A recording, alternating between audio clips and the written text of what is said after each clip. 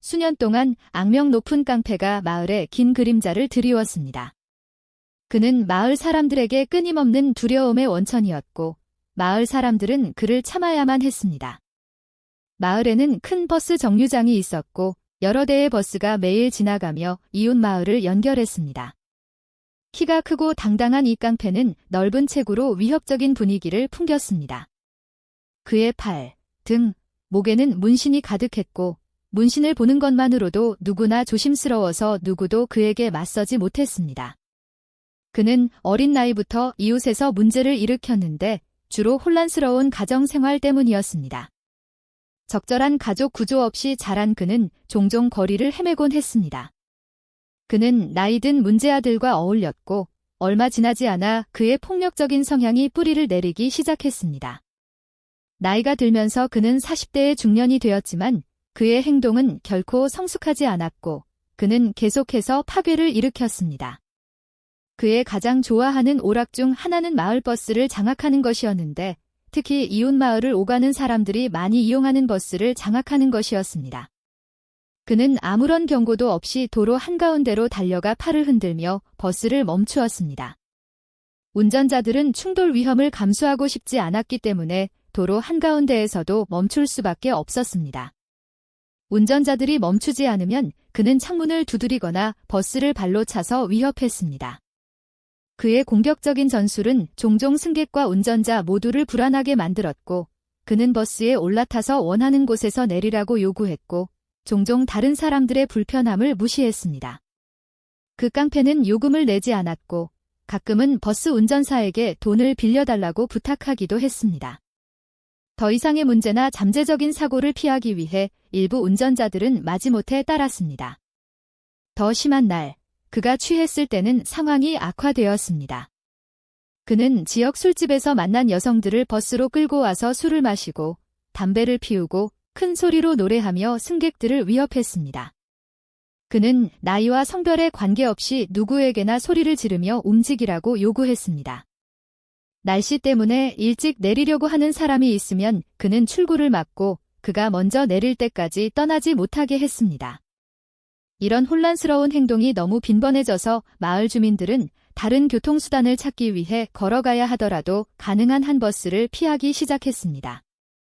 그러나 이용할 수 있는 옵션이 제한되어 많은 사람들이 불편함을 참아야 했습니다. 매일 긴장하는 버스 운전사들은 그의 존재를 두려워했습니다.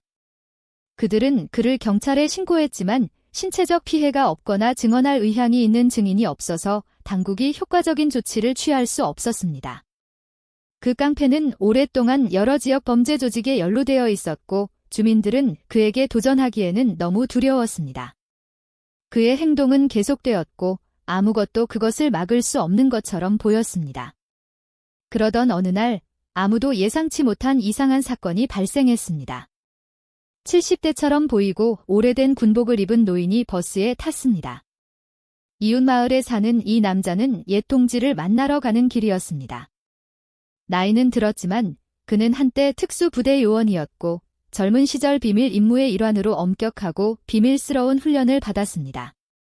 나이가 들면서 체력은 떨어졌지만 필요할 때 자신을 방어하는 데 필요한 반사신경과 전투 기술은 여전히 유지했습니다. 그 이후로 그의 삶은 조용해졌고 정원을 가꾸고 손주들과 시간을 보냈지만 매년 그는 군복을 입고 동지를 방문했습니다.